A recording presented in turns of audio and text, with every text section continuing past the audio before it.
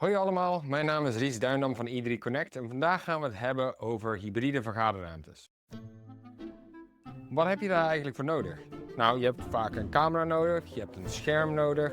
Op die scherm wil je natuurlijk kunnen Teams bellen, dus dan heb je zo'n ding nodig op je tafel, zodat je de Teams call kan starten. Misschien wil je draadloos delen, dus dan voeg je ook nog zo'n ding toe, zodat je draadloos kan delen.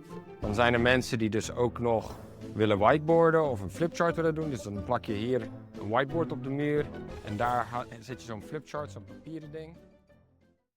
Wij vinden dit allemaal een beetje complex, zeker aangezien je misschien zo'n scherm de ruimte uit wilt trekken een keertje voor een evenement. Hoe kunnen we dat meer no-nonsense maken? Nou, daar maken we gebruik van touch.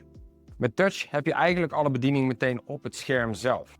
Dus dan heb je deze dingen op de tafel niet nodig. Dan heb je deze dingen bovenop het scherm voor draadloos delen niet nodig. Je hebt die whiteboard niet nodig. Je hebt die flipchart niet nodig. Alles wordt gewoon vervangen in één makkelijk object die je gewoon weg kan rollen en terug kan rollen. En zodra de stekker er weer in zit, dat alles gewoon weer werkt.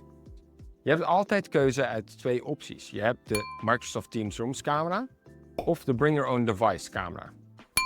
In zo'n Microsoft Teams Rooms ervaring kan jij ter plekke een meetingruimte claimen met een QR-code.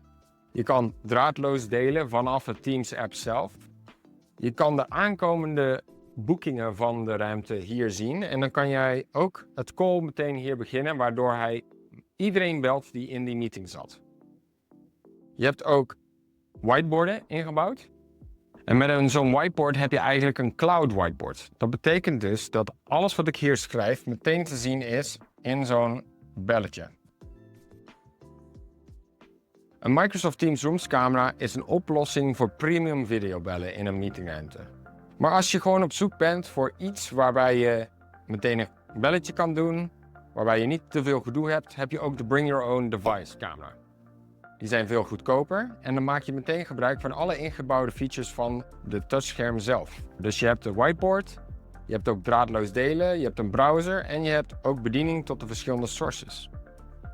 Op zo'n whiteboard kan je snel schrijven en deze kan je achteraf gewoon delen met een QR-code of via e-mail in onze andere systemen. Zodra wij de whiteboard dichtmaken, verwijderen we alles van het scherm en dan is niks achtergebleven zodat het veilig en secuur is voor de volgende gebruiker. Als jij een Teams-vergadering wil starten met een Bring Your Own Device camera, dan moet je juist aankomen met je eigen laptop en de Teams call daarvan af starten. Je sluit hem dan aan met een USB-C kabel en dan maak je gebruik van de camera, de scherm, de speakers en de microfoons die allemaal in die ene systeem zitten.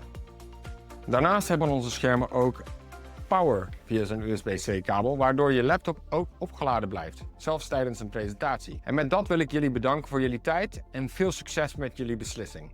Als je nog vragen hebt, ga naar i3-connect.com en kijk daar op de contactpagina. We willen jullie graag verder mee helpen om de juiste beslissing te maken voor jouw meetingruimte. Ciao!